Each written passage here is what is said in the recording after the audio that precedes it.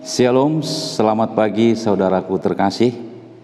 Kita bertemu kembali dalam renungan harian Logos HKBP Limo, hari Jumat tanggal 10 Juni tahun 2022. Firman Tuhan menyapa kita pada pagi hari ini, yaitu yang tertulis di dalam kitab 1 Petrus 2, ayatnya yang ke-21. Demikian firman Tuhan. Sebab untuk itulah kamu dipanggil, karena Kristus pun telah menderita untuk kamu dan telah meninggalkan teladan bagimu, supaya kamu mengikuti jejaknya. Demikian firman Tuhan.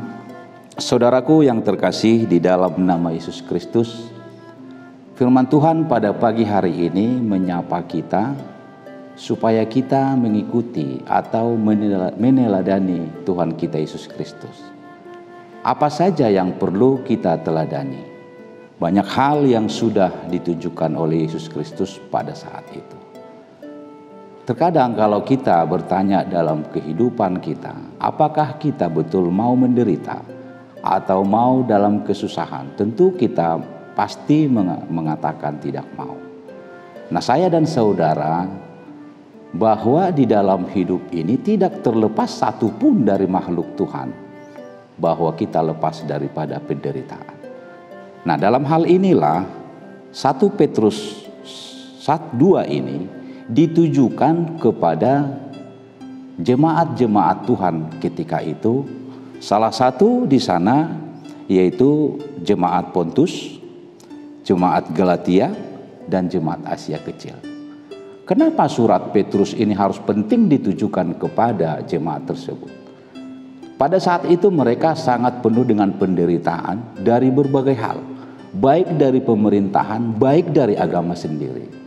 Di situ dia mengatakan supaya mereka itu janganlah kendor walaupun ada penderitaan yang mereka alami.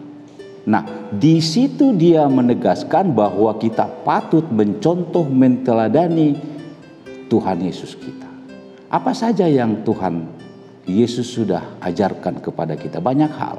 Contoh, walaupun Yesus dicaci maki, walaupun Yesus sendiri bahkan dihina, tetapi tidak sedikit pun, tidak ada satu kata pun dari mulut Yesus untuk semua membalasnya. Tetapi apa yang dilakukan Tuhan Yesus? Dia melakukan dengan sangat baik. Dia menerima semua golongan.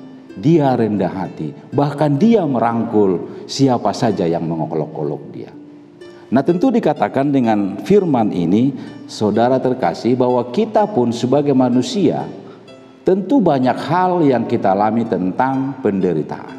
Baik itu di dalam keluarga, baik itu di dalam pekerjaan kita, baik itu di dalam lingkungan kita.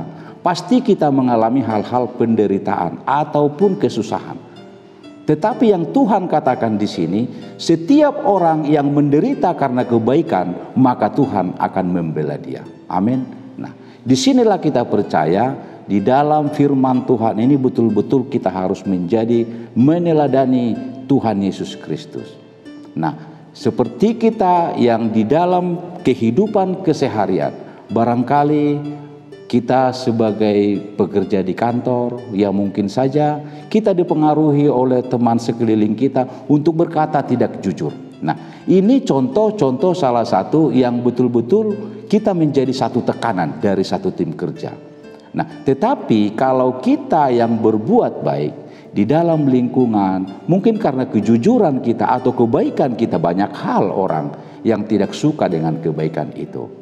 Bahkan orang misalnya bisa mencaci atau memberikan kata-kata yang tidak baik dengan kita. Saudara dan saya, belajar kita dari firman Tuhan pada pagi hari ini, banyak hal yang akan kita lakukan. Tetapi semua pun ada persoalan penderitaan yang kita alami di dalam hidup ini. Percayalah, kalau kita selalu melaporkannya kepada Tuhan, maka Tuhan akan pasti membela.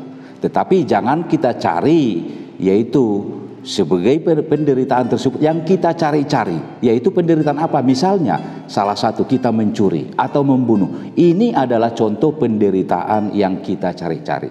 Di sini apa Yang pasti Tuhan tidak akan setuju dengan hal-hal itu. Tetapi seperti yang sudah saya katakan tadi, ketika kita dibenci orang, ketika kita dimaki orang, tetapi karena kita berbuat baik, maka Tuhan akan membela kita.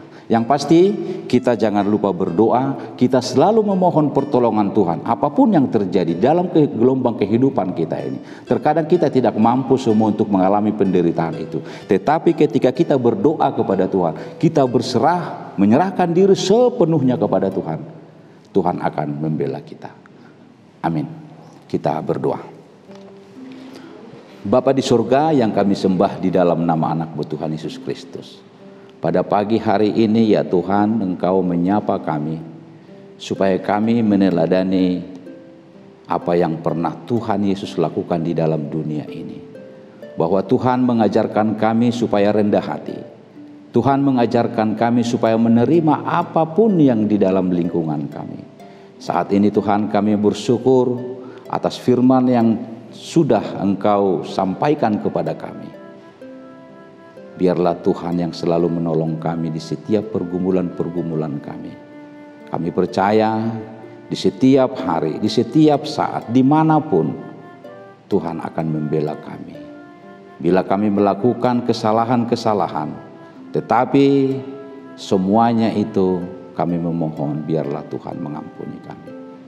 Di dalam nama Yesus kami mengucap syukur. Amin.